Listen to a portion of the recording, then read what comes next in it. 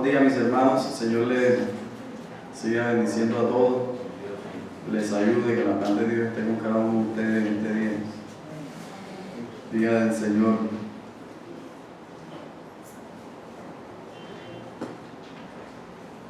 Bueno, como bien saben, estamos con nuestros distintivos. Hoy culminamos los distintivos, ¿verdad? Lo que nos distingue a nosotros como Iglesia Bautista Reformada.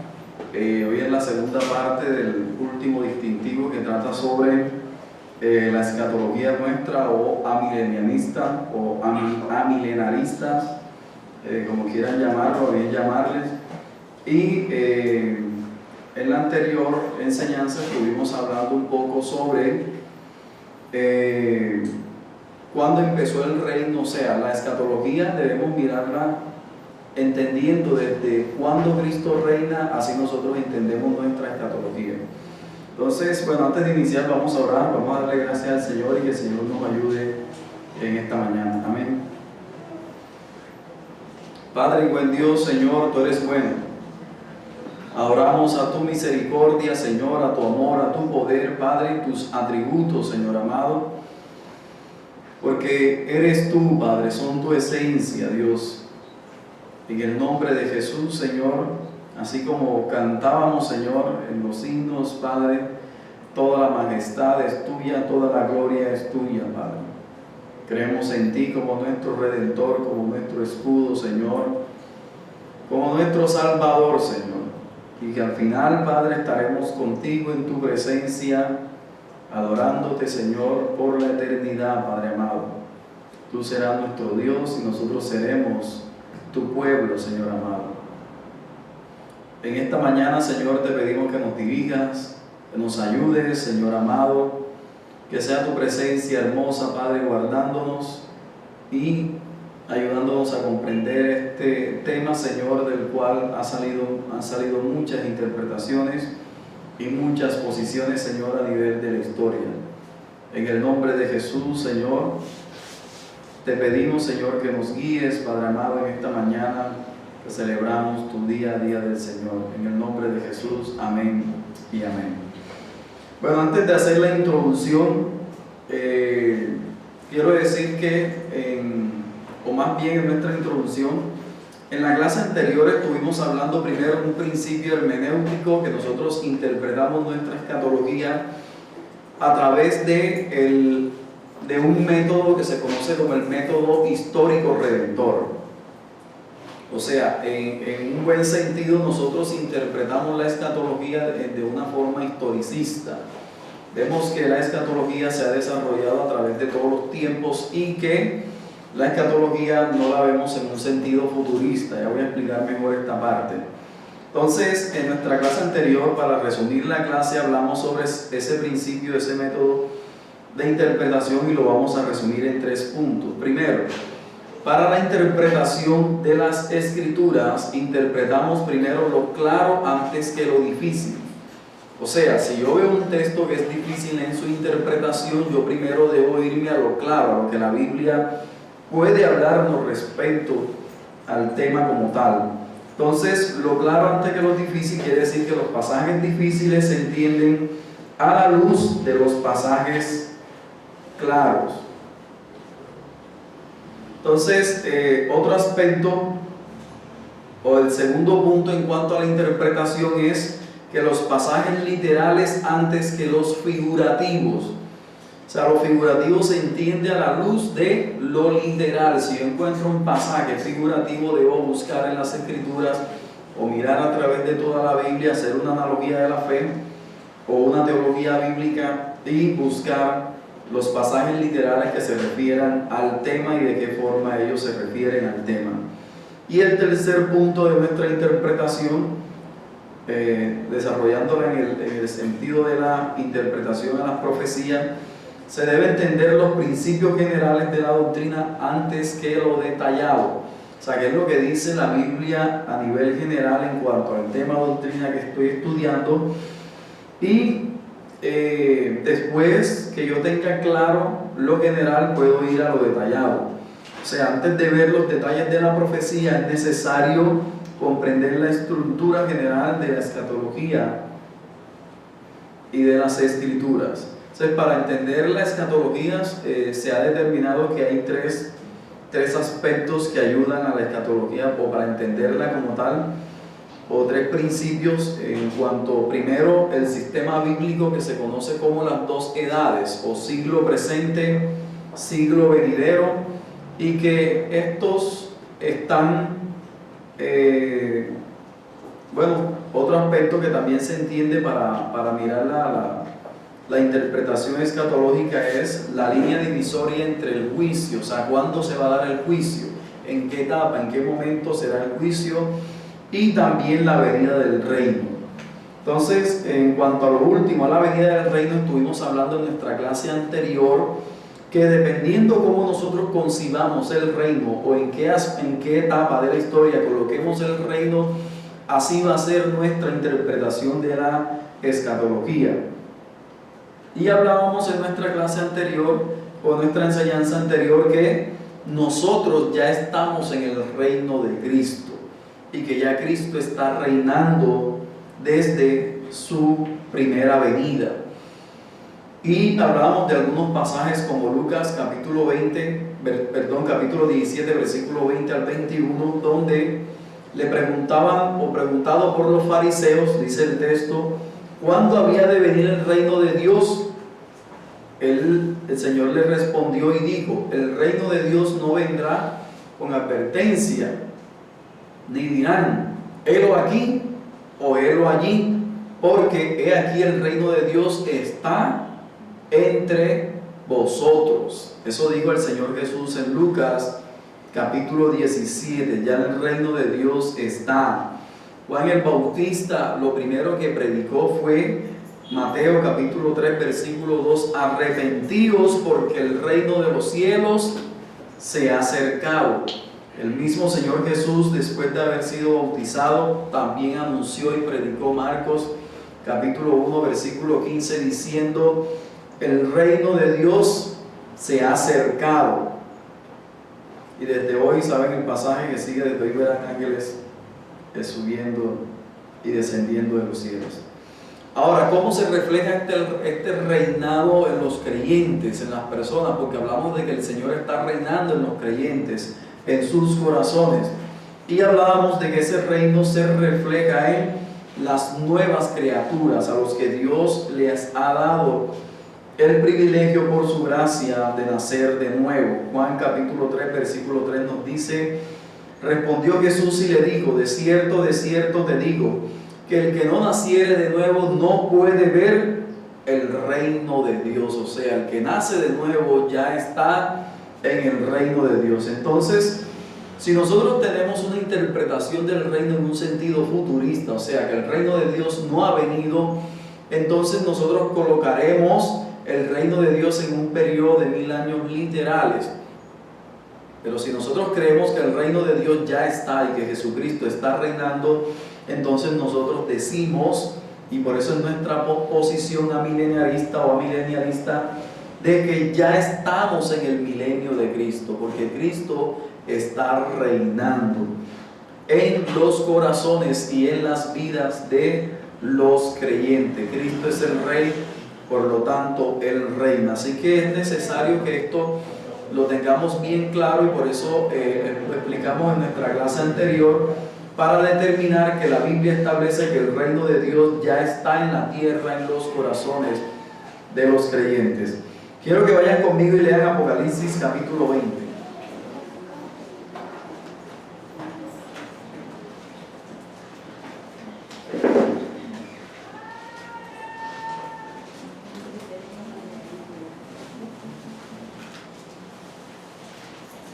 Apocalipsis capítulo 20.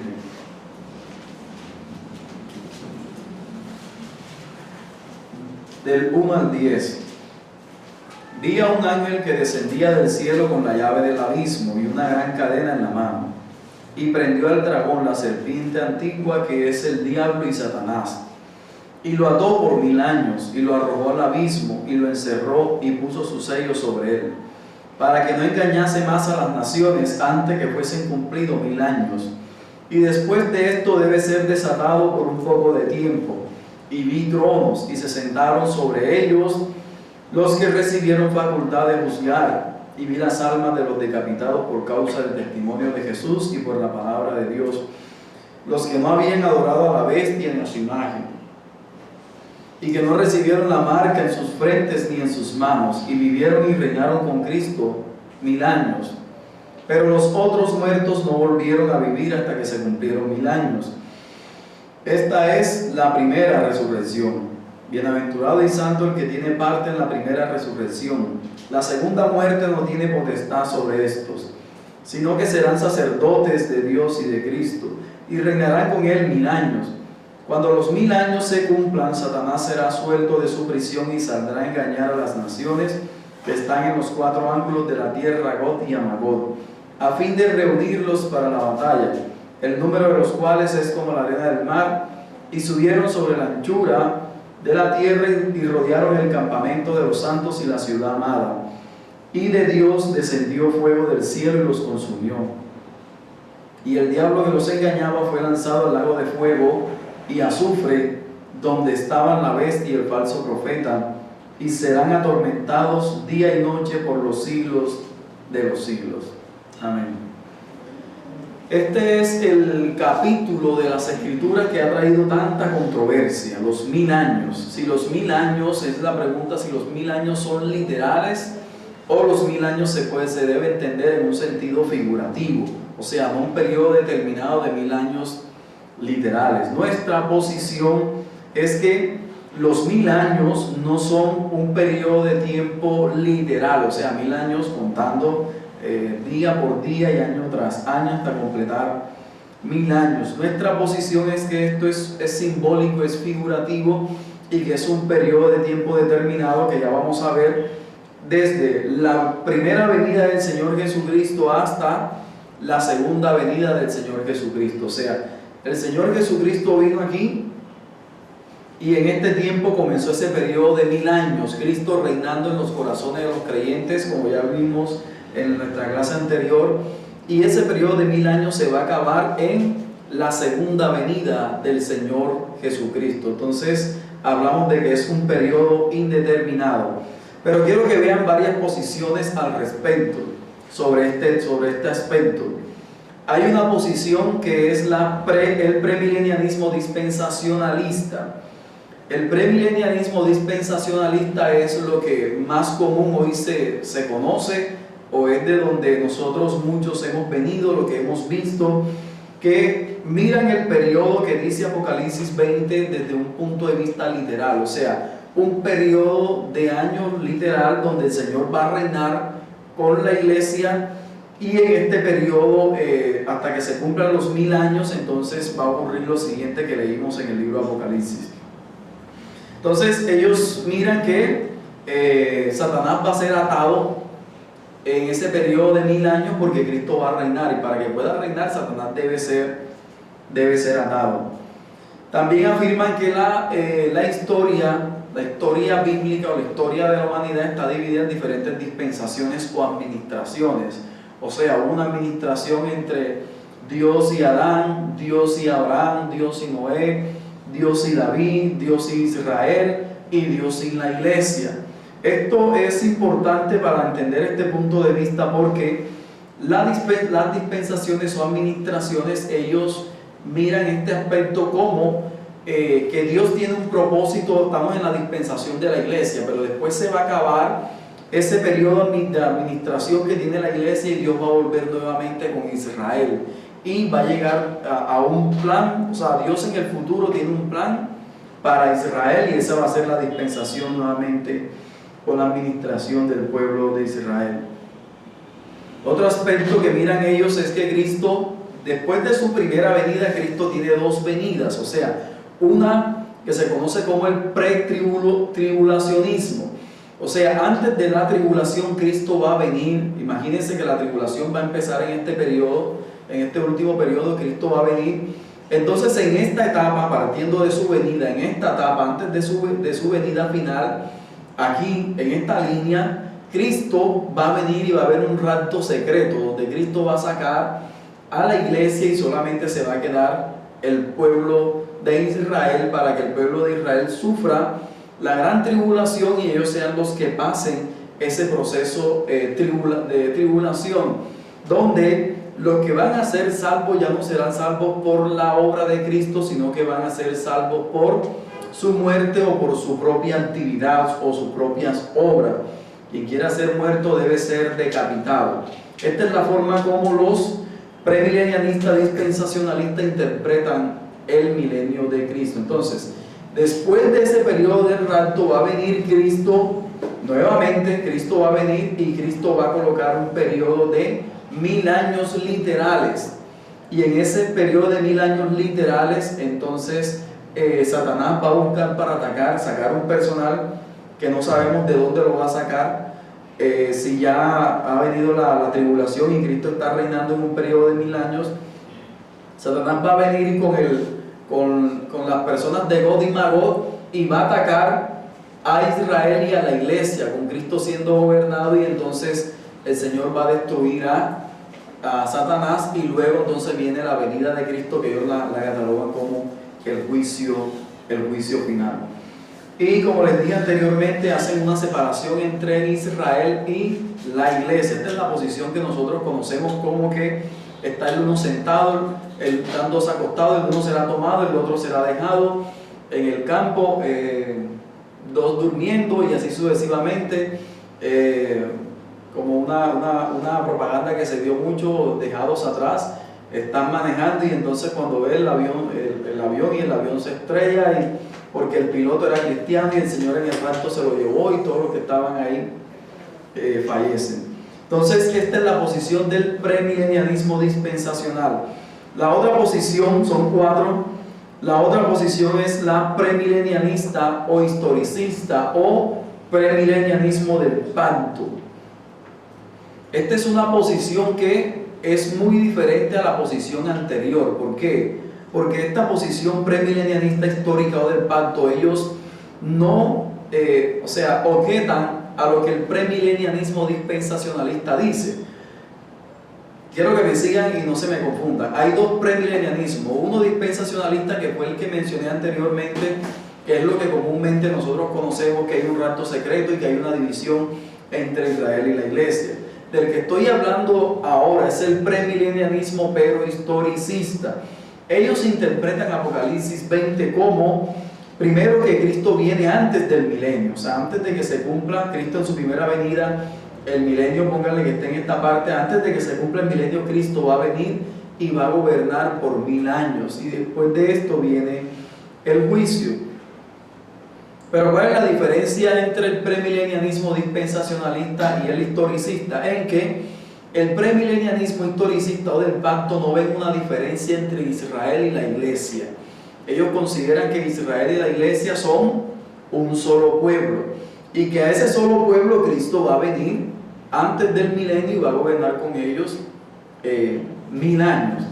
Entonces ellos no creen en las dispensaciones, ellos creen en el Israel, que el Israel antiguo es la iglesia en este periodo. Y está asociado, como ya habíamos hablado, con la teología del pacto, porque la teología del pacto no permite una separación entre Israel y la iglesia. Por lo tanto, ellos rechazan al premilenianismo dispensacionalista. Y tampoco acepta un rapto secreto. Ellos creen que Cristo va a venir antes del milenio y gobierna con su iglesia.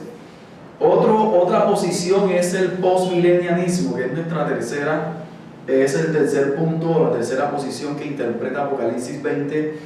Ellos creen que Cristo post, después, pre es antes del milenio. Dos posiciones creen que Cristo viene antes del milenio. Y la postmilenianista, ellos creen que Cristo viene después del milenio, pero esto, como algunos autores lo llaman, los postmilenialistas son los soñadores. Ellos creen en el sueño, para hacer una comparación, el sueño americano. Ellos creen que la iglesia va a tener tanta influencia en el mundo, algunos, y la división está en que algunos desde un aspecto espiritual y otros desde un aspecto aún hasta político, legal. Ellos creen que la iglesia, a medida que va pasando el tiempo, la iglesia va a influenciar a la mayoría de todas las personas y los gobernantes. y los va a influenciar tanto que va a haber un periodo donde Cristo va a reinar en los corazones de todas las personas en todo el mundo, y la iglesia va a ver ese momento glorioso donde todo el mundo va a ser hermano, donde todo el mundo va a ser creyente, y donde el que no es creyente es conservador, y se van a evitar muchas cosas. Las leyes que se van a dar van a ser leyes en pos de lo que establecen las Escrituras, y ellos creen que la iglesia va a influenciar de esa manera. A ese periodo ellos le llaman el milenio, o sea, el periodo de la influencia de la iglesia sobre el mundo entero, un periodo de oro, un periodo donde la iglesia es la que manda, la que gobierna, y que una vez acabe ese periodo, entonces ahí es cuando Cristo va a venir a buscar a su iglesia. Entonces ellos creen que Cristo viene después de ese periodo de oro, o después de ese aspecto. ¿Quién creía en este periodo de oro? Creía Jonathan Edwards. Jonathan Edwards era postmilenianista. Spurgeon era premilenianista histórico. Spurgeon no hacía una división entre la iglesia e Israel, sino que era un solo pueblo, pero colocaba que el milenio, Cristo venía antes del milenio. Nuestra posición, que es la milenianista, la cuarta, nosotros, como antes había dicho, creemos o no creemos en un reino literal, o un milenio literal, en un milenio literal, sino que el milenio es en un sentido figurado.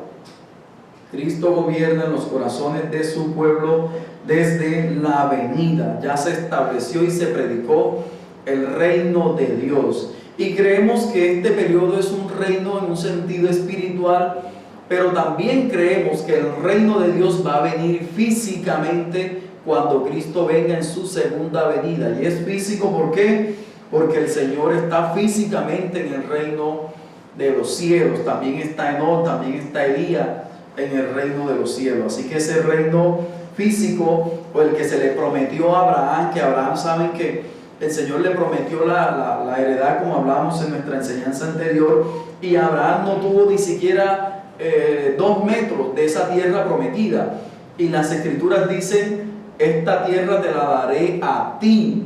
O sea, Abraham y a su descendencia. Abraham no vivió ni siquiera no tuvo ni siquiera 2 metros de esa tierra.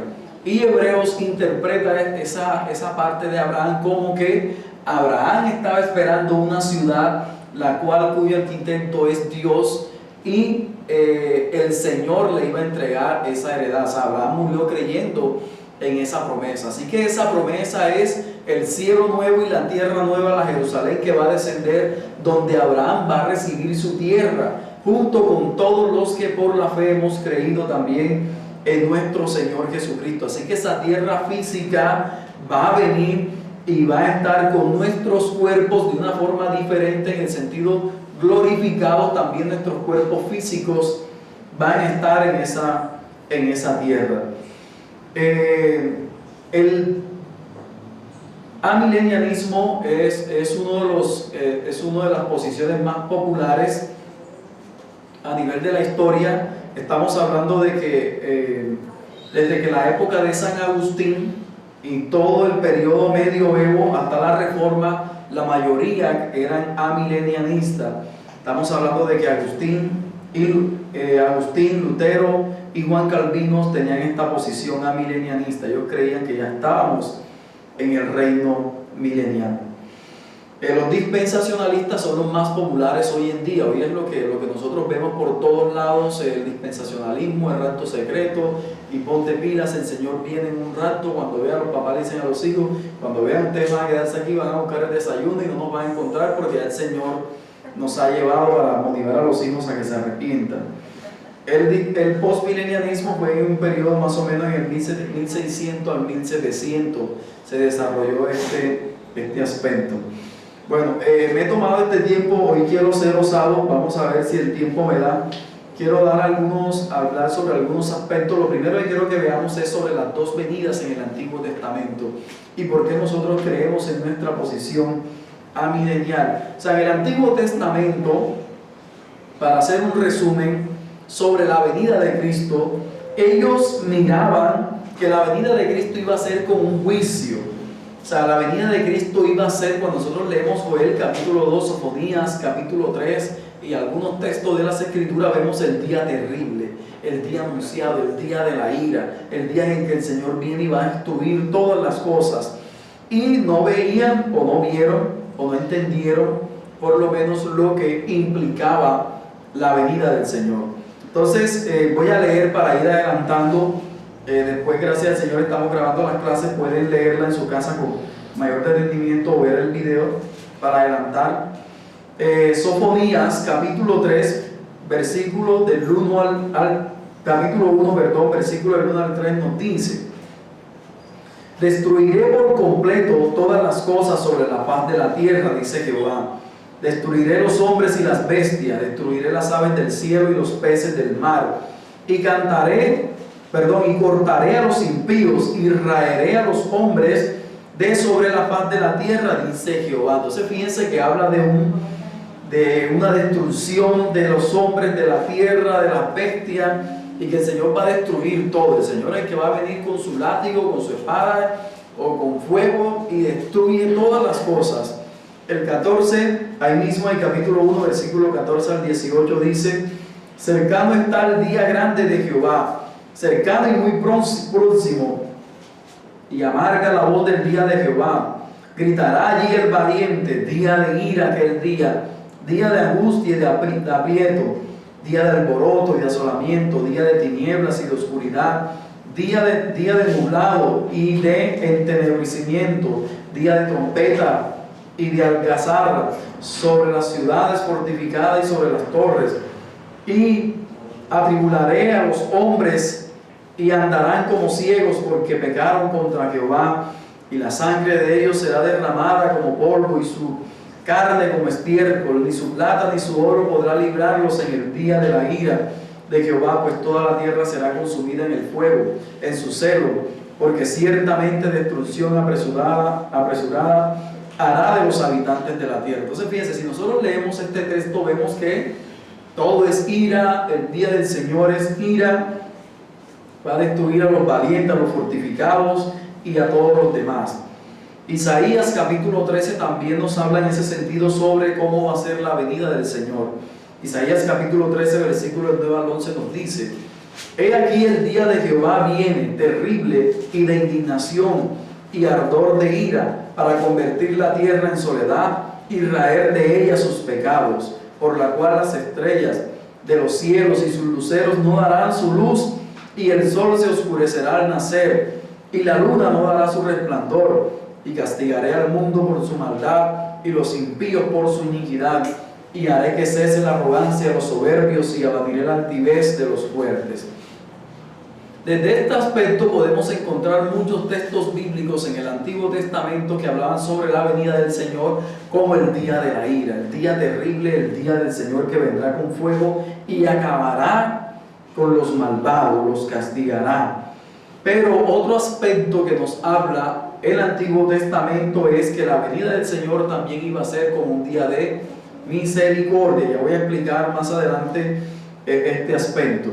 Isaías 42, versículo del 6 al 7 nos dice: Isaías 42, versículo del 6 al 7: yo Jehová te he llamado en justicia y te sostendré por la mano, te guardaré y te pondré por pacto al pueblo, por luz a las naciones, para que abran los ojos a los ciegos, para que saques de la cárcel a los presos y de casas de prisión a los que moran en tinieblas.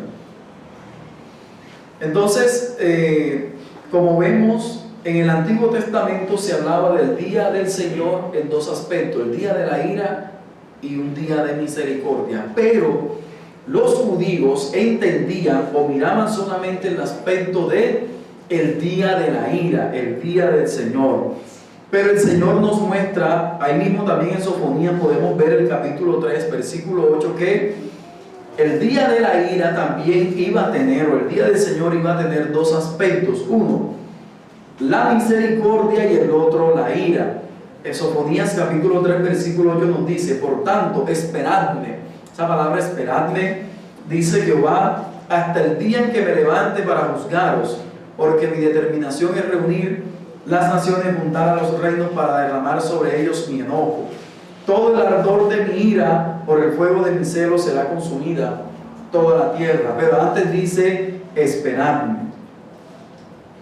Isaías capítulo 53, versículo 7 también nos muestra que la venida del Señor va a venir como un periodo de misericordia y de paz. Isaías 53, 7 nos dice, angustiado él y afligido, no abrió su boca, como cordero fue llevado al matadero y como oveja delante de sus trasquiladores, enmudeció y no abrió su boca.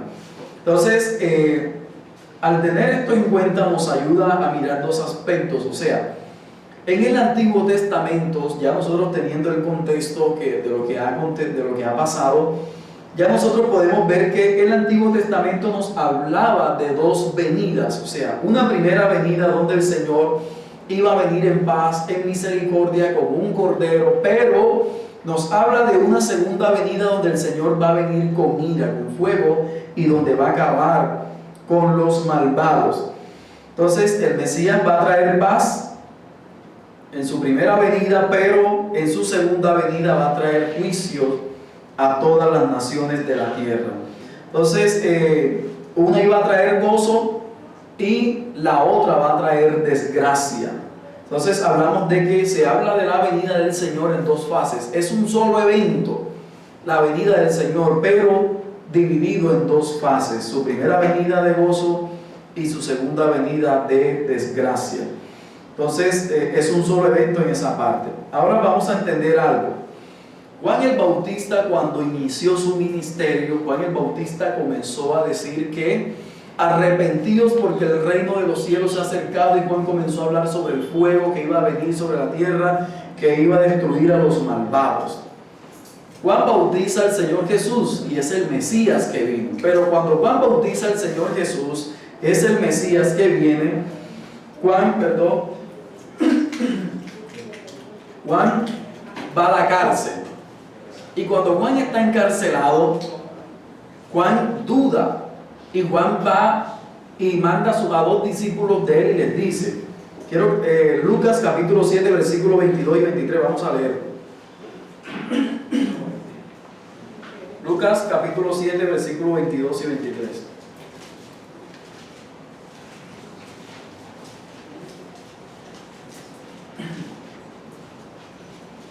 Y respondiendo, él les dijo,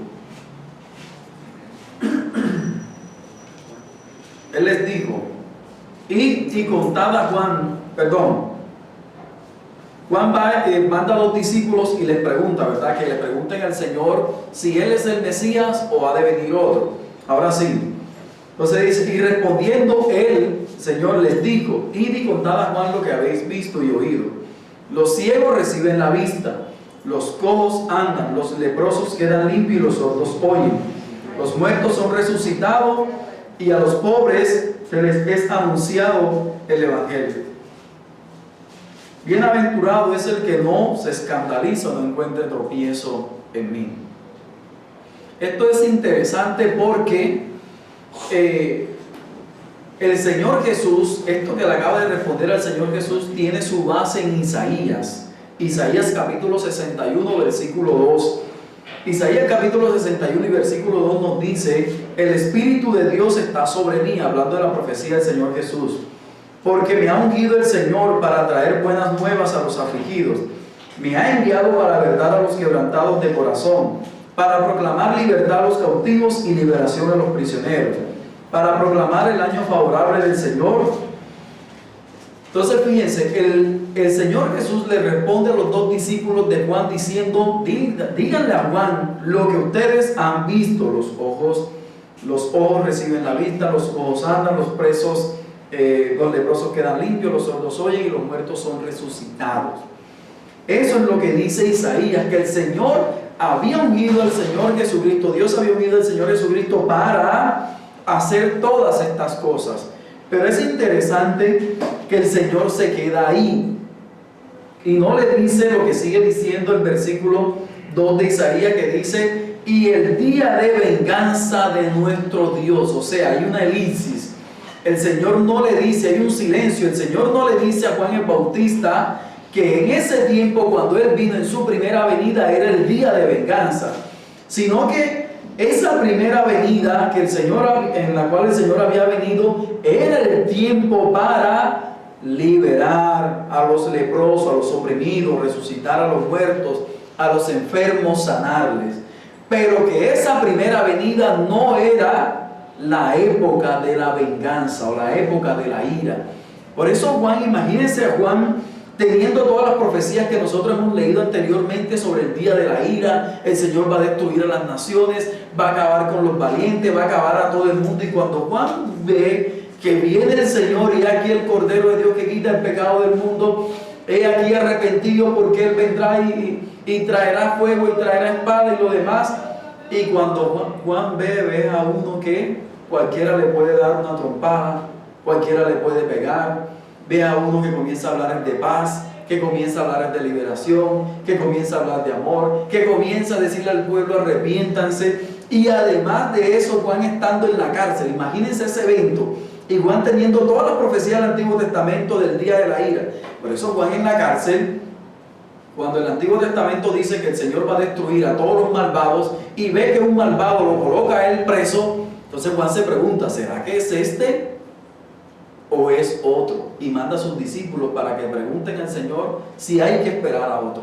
Por eso el Señor Jesús le responde a Juan de esta manera, que el tiempo de su primera venida no era el tiempo de la venganza, sino que era el tiempo de la paz y de la misericordia. Entonces esto es interesante porque también en el contexto bíblico, manejando la historia, el ministerio de Juan el Bautista estaba conectado a la primera venida de Cristo, o sea, a su primera venida y no a la segunda venida. Pero Juan, como los profetas y muchas personas en el Antiguo Testamento, entendían que la venida del Señor era el día de la ira. Miren lo que dice Malaquías sobre el ministerio de Juan el Bautista. He aquí yo os envío al profeta Elías antes de que venga el día del Señor. Envío al profeta Elías antes de que venga el día grande, el día del Señor, grande y terrible, o sea, su segunda venida. Antes de que venga su segunda venida, Él enviará al profeta Elías. Y miren lo que iba a hacer Juan. Él hará volver el corazón de los padres hacia los hijos y el del corazón de los hijos hacia los padres. ¿Para qué? Para que haya un tiempo de paz, de misericordia, de reconciliación. Porque fíjense lo que dice al final del versículo 6.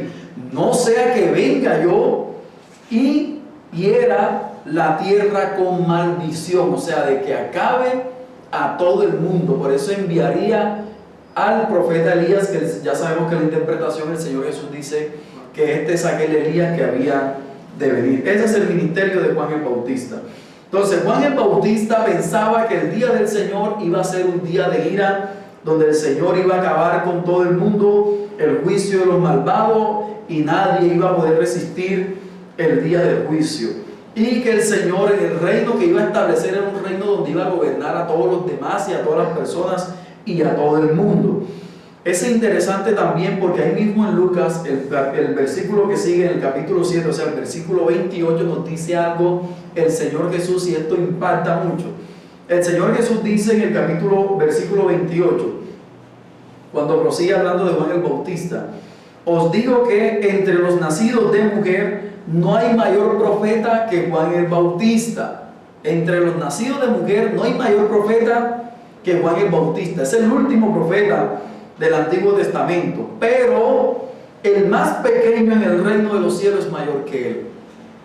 Esto es impresionante porque Juan el Bautista, el último profeta, el mayor de los profetas, pero en el reino de los cielos, en el reino de Dios, perdón, el más pequeño es mayor que él. ¿A qué se refiere esto? Primero, que el Elías que había de venir, o sea, ¿qué quiso el Señor Jesús decir con esto? Que en su capacidad de conocer los misterios, Juan el Bautista era el mayor de los profetas, pero Juan el Bautista no podía conocer o no dimensionaba lo que nosotros, ustedes, hoy los que están sentados aquí, conocen ya.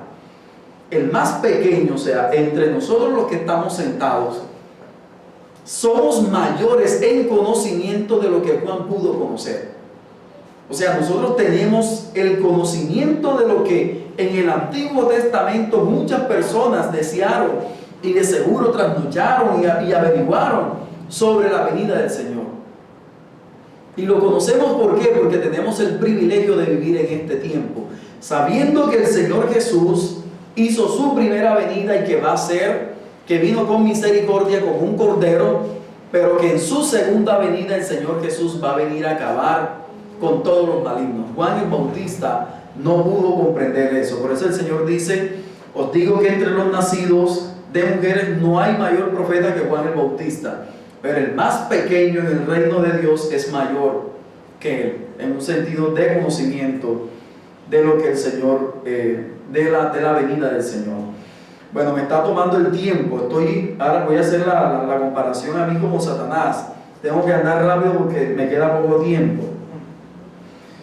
Otro aspecto, o sea, lo primero que quiero que se quede claro en las dos venidas es que en el Antiguo Testamento se hablaban de las dos venidas, pero las personas del Antiguo Testamento no pudieron dimensionar esas dos venidas, sino que ellos creían que era una sola venida y que esa venida del Señor no tenía dos fases. Por eso vemos el problema de que los judíos, muchos querían hacer rey al Señor Jesús, y como lo veían que era hijo de un carpintero y que lo veían caminando y no veían a ese rey, a ese poderoso, entonces ellos era muy difícil comprender de que ese era el Mesías. Ya nosotros tenemos por el privilegio de Dios el misterio que antes había sido oculto, se nos ha sido revelado en este tiempo a nosotros, y si siguen leyendo el pasaje pueden darse cuenta que el Señor Jesús dice eso en el pasaje, que has ocultado la sabiduría de los sabios y se la has dado ¿a quién?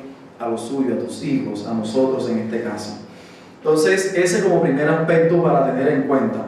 Otro aspecto para tener en cuenta es que el Nuevo Testamento sí nos ayuda a comprender ese aspecto de la venida del Señor en lo que nosotros conocemos como las dos edades o dos siglos.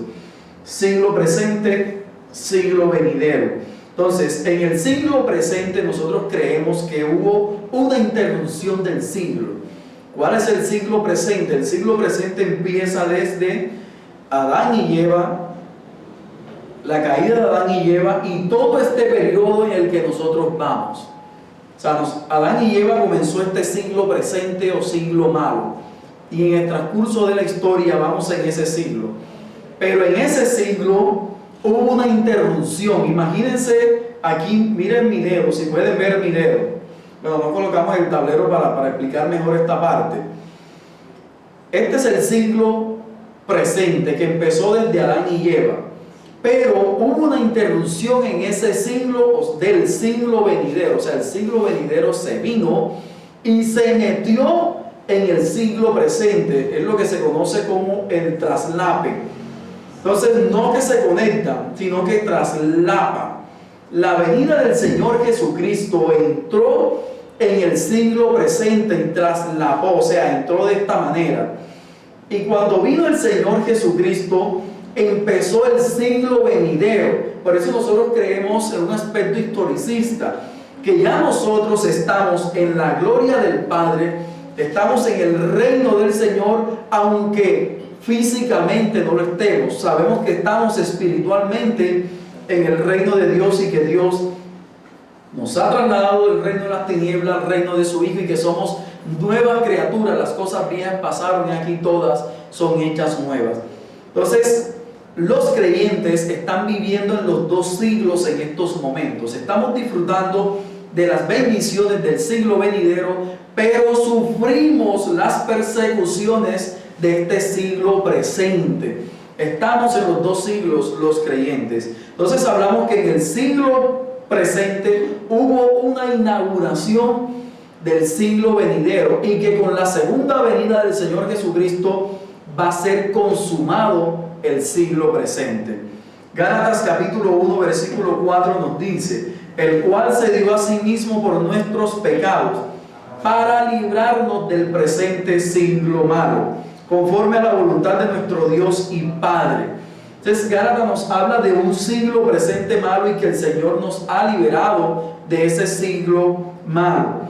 Efesios capítulo 1 versículo 21 nos dice: sobre todo principado y sobre toda autoridad y poder y señorío y sobre todo nombre que se nombra, no solo en este siglo, sino también en el venidero. La palabra siglo es aión, una palabra griega, aión, que no muestra un tiempo determinado como nosotros lo conocemos, un periodo de 100 años, no, sino un tiempo indeterminado para nosotros y determinado por Dios. O sea, es un espacio de tiempo que no está determinado por la literalidad de los días. Para comprender mejor esta parte, quiero que miremos Mateo capítulo 13. Vamos a ver el versículo 22, cuando está el Señor hablando sobre la palabra del sembrador. Nos dice: el que fue sembrado entre espinos, este es el que oye la palabra, pero el afán de este siglo y el engaño de las riquezas ahogan y se hacen infructuosas. O sea, en este siglo hay un afán, hay espinos, hay engaños, hay riquezas, y muchos afanes de este siglo ahogan la palabra de Dios. Quiero que tengan en cuenta que este siglo presente es el siglo malo. Cuando empezó desde la caída de Adán y Eva y todo el transcurso de la historia. Estamos en el siglo presente. Por eso dice que el que fue sembrado entre espinos es el que oye la palabra, pero el afán de este siglo tiene afán, el otro siglo no tiene afán, el otro siglo tiene paz y armonía en el Señor y gozo. Entonces son engañados por este siglo. Versículo 39 del capítulo 13. El enemigo que sembró, cuando el Señor está explicando esta parábola, el enemigo que la sembró es el diablo. La ciega, fíjense cuál es la ciega, el fin del siglo. Y el fin del siglo, ¿cuál es? Cuando el Señor Jesucristo venga en su segunda venida. Y los segadores son los ángeles. Ahí está hablando del juicio. De manera que como se arranca la cizaña y se quema en el fuego, así será el fin de este siglo. Este siglo va a terminar con fuego. Versículo 39 y 40 leí. Versículo 49 y 50 del mismo texto, del mismo capítulo 13. Así será el fin del siglo. Saldrán los ángeles y apartarán a los malos de entre los justos y los echarán en el horno de fuego. Allí será el lloro y el crujir de dientes. O sea, desde que Adán y Eva pecaron, que empezó este siglo malo va a terminar con la venida del Señor y con fuego, donde el Señor va a derramar su ira sobre todos los malvados, porque va a ser el llanto y el crujir de dientes. El siglo lo va a terminar la venida del Señor. Mateo 24, versículo 3. Y estando él sentado en el monte de los olivos, los discípulos se le acercaron aparte diciendo: dinos, ¿cuándo serán estas cosas? ¿Y qué señal habrá de tu venida y del fin del siglo? O sea, ¿cuándo se va a acabar este siglo presente en el que nosotros estamos? Lucas capítulo 18, versículo 30. Que no haya de recibir mucho más en este tiempo. La palabra tiempo ahí también es aión, que se puede interpretar como siglo. En este tiempo y en el siglo venidero, la vida eterna. Entonces fíjense que Lucas, ese capítulo 18, versículo 30, nos muestra que el siglo venidero es la vida eterna. ¿Cuándo va a empezar la vida eterna? Cuando el Señor venga en su segunda venida, sabiendo que los cristianos ya disfrutamos y tenemos la vida eterna en nuestras vidas. Solamente falta que este cascarón sea renovado. Lucas capítulo 20, versículo del 34 al 35 nos dice: entonces respondiendo Jesús les dijo: los hijos de este siglo se casan. Miren lo que se hace en este siglo. Los hijos de este siglo se casan y se dan en casamiento, mas los que fueron tenidos por dignos de alcanzar aquel siglo y la resurrección de entre los muertos ni se casan ni se dan en casamiento. En este siglo hay casamiento, las personas se unen en matrimonio, pero en el siglo venidero, en la resurrección de los muertos, no va a existir ese casamiento. Ahí están preguntando, saben que los saduceos no creían en la resurrección, y comienzan a preguntarle al Señor Jesús. Le pone un ejemplo de una mujer que tuvo varios maridos y los maridos mueren y ella también muere. Entonces le preguntan que en la resurrección de quién va a ser esposa. Y entonces el Señor Jesús hace la diferencia entre este siglo presente que estamos viviendo y el siglo venidero, que es la vida eterna. Entonces, ¿cuál es la diferencia entre los dos siglos? En este siglo presente hay muerte, las personas todos morimos, pero en el siglo venidero no hay muerte. En este siglo presente hay casamiento, en el siglo venidero no hay casamiento. En este siglo presente hay buenos y malos, hay trigo y cizaña. En el siglo venidero solamente están los hijos de Dios. En este siglo presente los hombres naturales se casan, ya lo había mencionado, y los resucitados no se casan. Entonces, aion es la palabra que nos ayuda a definir o a distinguir que hay dos épocas. Presente siglo malo en el que estamos viviendo nosotros, que empezó Adán y Eva, y que va a terminar en la venida de Cristo. Y que después de su venida viene el siglo venidero, o más bien nosotros físicamente habitamos en el siglo venidero, teniendo en cuenta que los creyentes ya estamos viviendo, disfrutando algunas bendiciones de aquel siglo. Por eso hablamos de que el siglo venidero traslapó, entró dentro de este siglo malo. Ya lo vamos a ver con una cita mejor. Bueno, ¿cuándo inició este siglo? Ya lo había mencionado anteriormente con Adán y Eva, y que se contrasta este siglo con el siglo venidero. Los siglos, la resurrección va a ser cuando Cristo venga y se acabe este presente siglo. Este presente siglo la Biblia lo cataloga como un siglo malo, un siglo perverso. Por eso dice Romanos: no os conforméis a este siglo, sino renovaos bajo la renovación de vuestro entendimiento. Para los postmilenianistas, que ellos piensan que en este siglo presente va a haber un periodo de oro, y donde el Señor, donde la iglesia va a influenciar tanto al mundo, y la mayoría de las personas van a ser cristianos, van a ser conservadoras, las leyes se van a dirigir dentro de este periodo. La Biblia nos da y nos dice que este siglo es malo y perverso, y por eso el Señor va a venir a destruir en el día de su venida, y va a hacer juicio en este siglo. Así que a mis hermanos postmilenianistas, aquí se ven un poco mal con su teología, porque en definitiva este siglo no va a cambiar, porque en este siglo Satanás es el Dios de este siglo. Este siglo venidero también está en sus últimos días. Juan nos dice: el mundo pasa y sus deseos, pero el que hace la voluntad de Dios permanece para siempre. Hijito, ya es el último tiempo, es el último siglo. Y según vosotros oísteis que el anticristo viene, así ahora han surgido muchos anticristos, pero estos por esto conocemos, que es el último tiempo. Bueno, así hay muchas otras citas, pero tengo poco tiempo. Hebreos capítulo 6 es un texto que nos ayuda a ver cómo se inmiscuyó, cómo vino el siglo que viene, el siglo venidero, con la gloria de Cristo, cómo ya está dentro de este siglo. Capítulo 6, versículo del 4 al 6 nos dice: porque es imposible que los que una vez fueron iluminados y gustaron el don celestial, y fueron hechos partícipes del Espíritu Santo, y asimismo gustaron de la buena palabra de Dios y los poderes del siglo venidero, y recayeron, sean otra vez renovados para arrepentimiento, crucificando de nuevo para sí mismo al Hijo de Dios y exponiéndole al vituperio.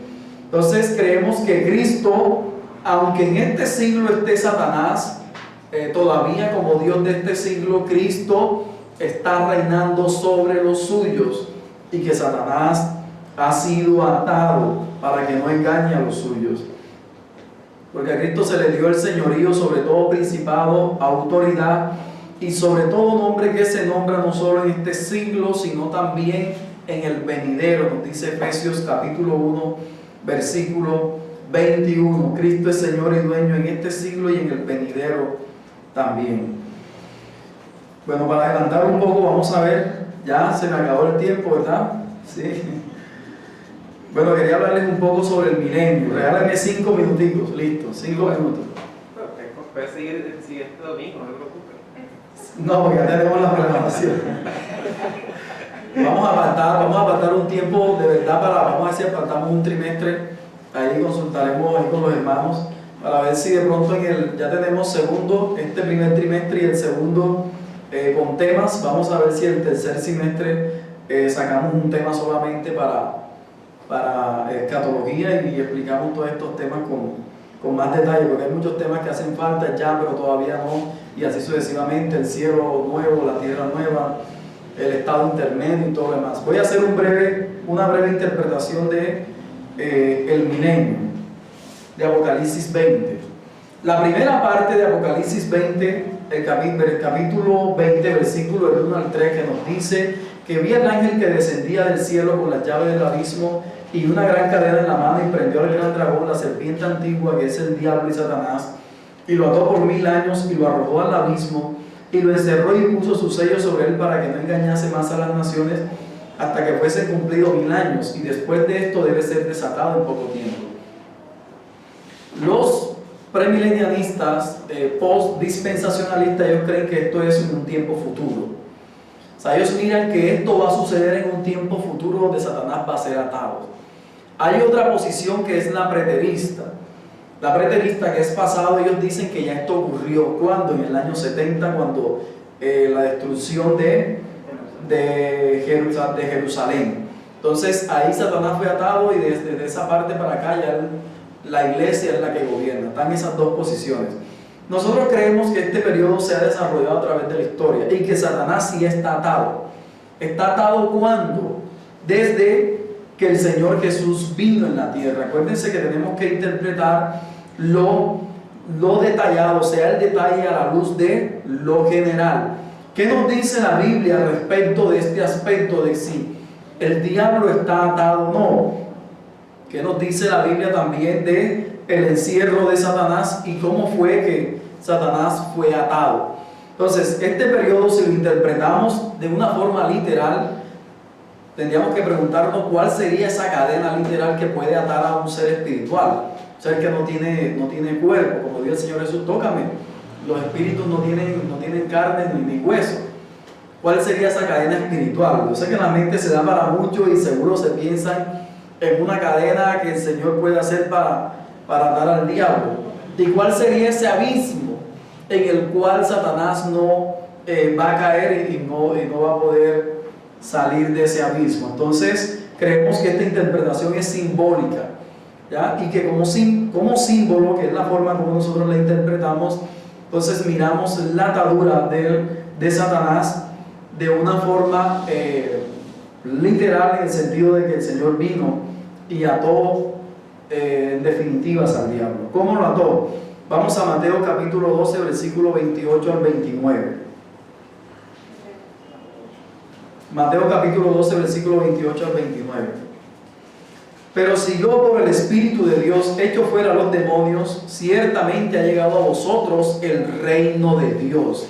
Entonces fíjense que está desarrollando, este es un paralelo de el capítulo, versículo 1 y 3 de Apocalipsis 20, es un paralelo de Mateo capítulo 12, versículos 28 y 29. Habla sobre el reino y habla sobre la atadura. Están acusando al Señor Jesús de echar demonios por el príncipe de los demonios. Pero si yo por el Espíritu de Dios echo fuera a los demonios, ciertamente ha llegado a vosotros el reino de Dios, dice el Señor Jesús. O sea, el reino de Dios ya está. Porque ¿cómo puede alguno entrar a la casa del hombre fuerte y saquear sus bienes si primero no le ata? Y entonces podría sacar su casa. La misma palabra ata o ató es la misma palabra que utiliza Apocalipsis para decir que Satanás ha sido atado.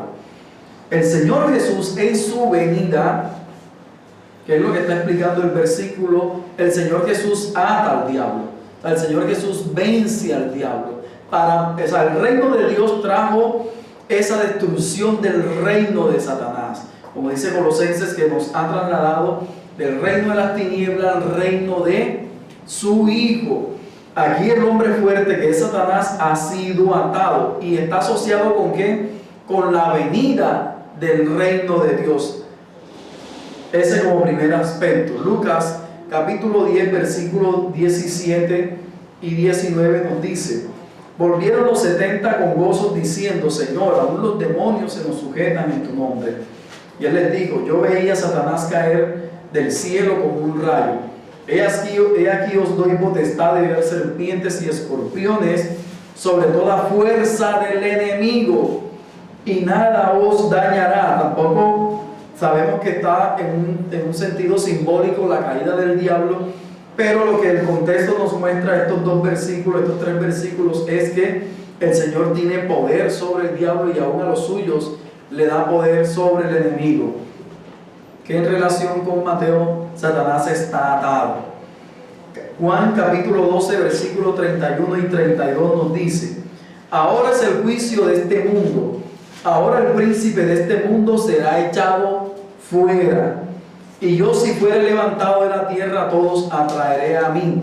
Esto también tiene un paralelo muy importante con el capítulo 20 y versículo 1 al 3 de Apocalipsis, porque primero nos muestra que el Señor Jesús va a echar al príncipe de este mundo, al diablo, fuera. ¿Para qué? Para que el reino de los cielos se expanda, para que todos puedan venir a Él. Si miramos Apocalipsis, el versículo 3, versículo 1 y 3, vamos a mirarlo.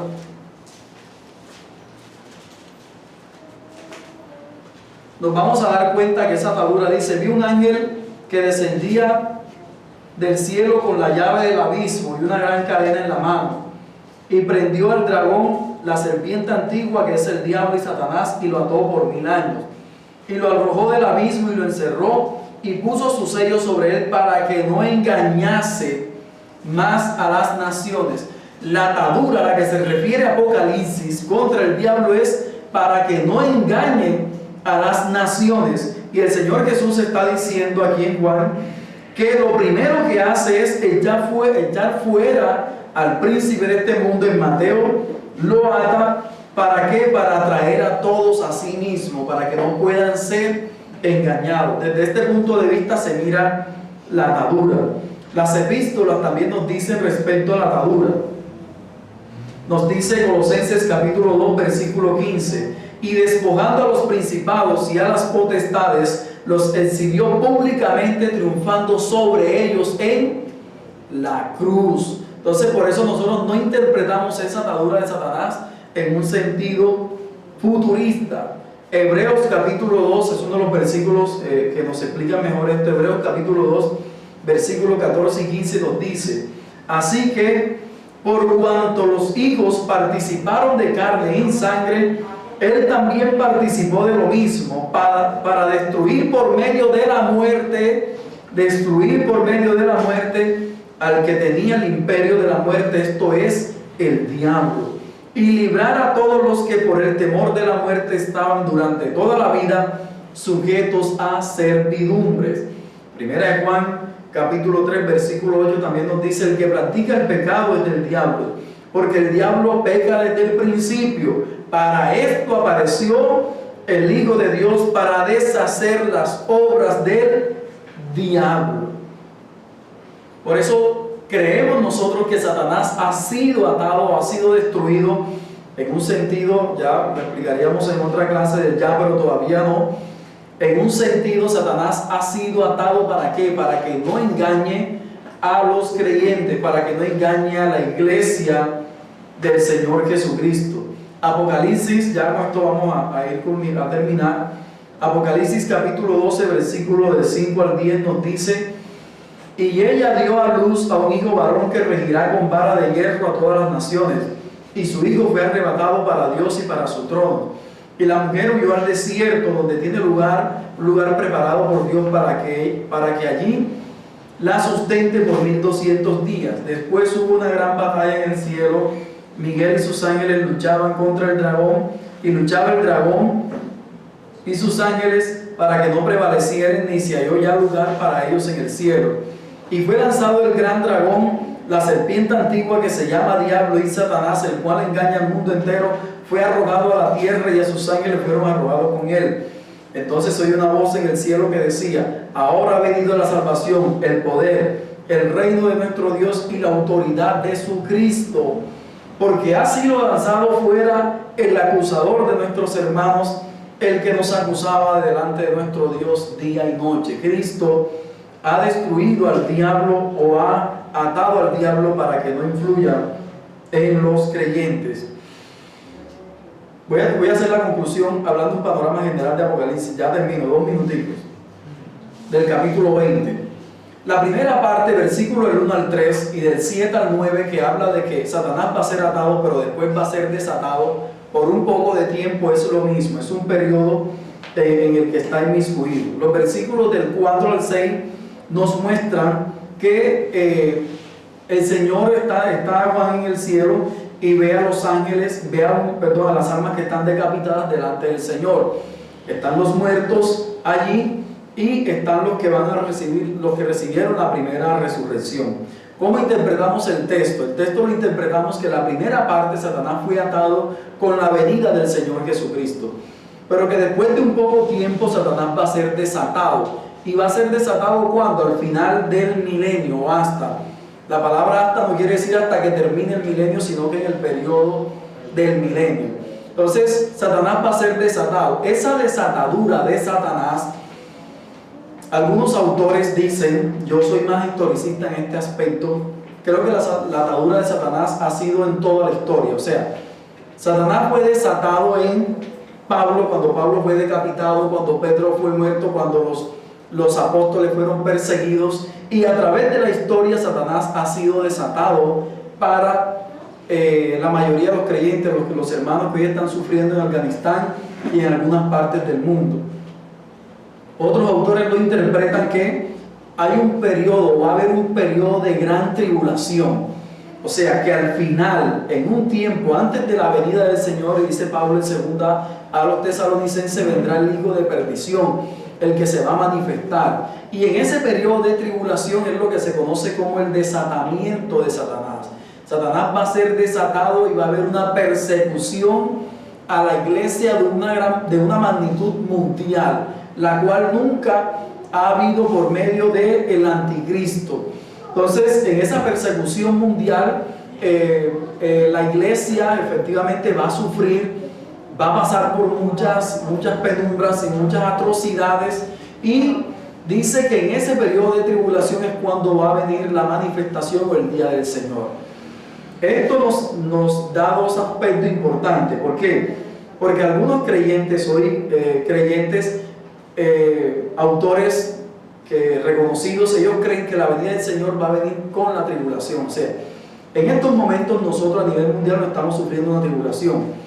Por lo tanto, el Señor no va a venir todavía, porque no ha venido la tribulación. Es lo que le dice Pablo a los tesalonicenses que estaban vendiendo las casas, que estaban vendiendo muchas cosas.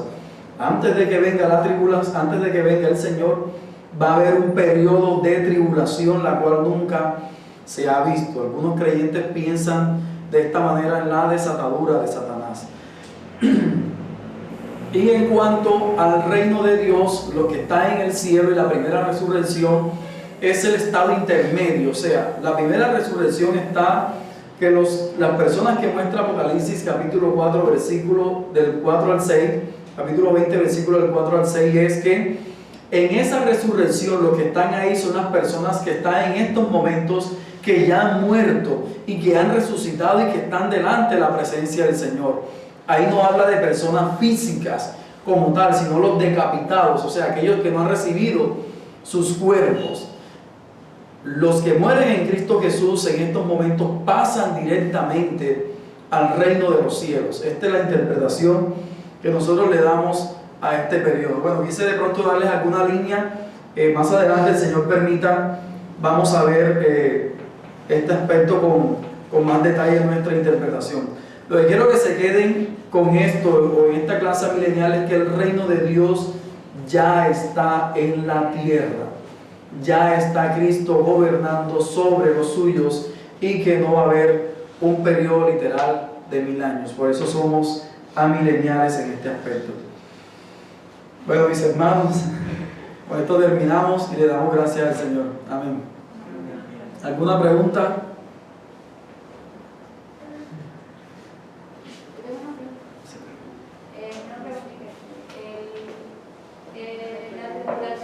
La gran tribulación, la que no se va a ver, no se ha visto ni se va a ver jamás, esa gran tribulación es la de los apóstoles o la de ahora la que viene antes de de Cristo. O Una buena sea, pregunta. en Mateo 24, que lo habíamos leído, él habla de la tribulación, la gran tribulación. O se habla de dos tribulaciones, esa y la otra, o no sé si me explico. Sí, no, Mateo 24 habla efectivamente de dos tribulaciones, la tribulación que iba a sufrir Israel en el periodo, en el año 70, con la destrucción de Jerusalén, que se habla de la gran tribulación para ellos como pueblo de Israel, y se habla de una tribulación para los creyentes en una época posterior. Hay dos posiciones dentro del amilenialismo. Hay unos que creen que la tribulación ha sido históricamente dada a través de todos los tiempos, y hay otros que creen que va a haber una tribulación posterior en un futuro que va a ser superior a todas las demás y que va a ser precedida a la venida del Señor Jesús. En este sentido, creen que, como estaba explicando, el desatamiento de Satanás va a traer esa gran tribulación, donde los creyentes van a sufrir mucho. Y algunos interpretan la palabra del Señor Jesús cuando le preguntan sobre los tiempos, y Él dice: ¿será que cuando yo venga habrá fe en la tierra? Porque va a haber un periodo de apostasía, donde el anticristo va a gobernar al mundo entero y la persecución va a ser directa contra los creyentes. Así que por lo que vemos en estos momentos es posible que esa gran tribulación se dé, y que puede que estemos en los inicios de esa gran tribulación, por lo que hoy en día estamos nosotros observando, viendo. O sea, la tribulación de los apóstoles es tribulación, pero la gran tribulación viene siendo la que viene. Sí, la gran tribulación, algunos autores lo interpretan como una que viene, donde el anticristo se va a manifestar y efectivamente va a haber una gran persecución para los creyentes, porque va a tener el gobierno mundial de todas las personas. Yo creo que ya se empieza a ver con todo lo que está pasando.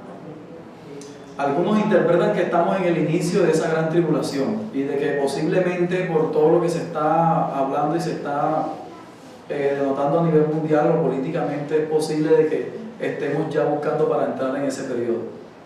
O sea, va a haber un periodo de apostasía, donde en definitiva es el que muestre su fe en ese tiempo va a sufrir persecución. No creemos que el Espíritu de Dios va a ser, que la salvación va a ser y que te decapiten o por sangre, porque algunos interpretan la Tesalonicense cuando el que se ha quitado, cuando el que lo detiene se ha quitado. Algunos dicen que es el Espíritu de Dios quien va a ser quitado en ese tiempo, aunque la Biblia nos muestra que quien realmente, figurativamente, está deteniendo al diablo son los ángeles. Tanto en Apocalipsis 12 como el 20 muestra que Miguel y sus ángeles, y es un ángel quien lo tiene atado ahí a Satanás en ese momento. Entonces puede ser un periodo de gran apostasía y de gran persecución para los creyentes. Pero dice que la Escritura dice que eso va a ser en un poco tiempo. O sea, una vez manifestado, enseguida viene el Señor y lo acaba.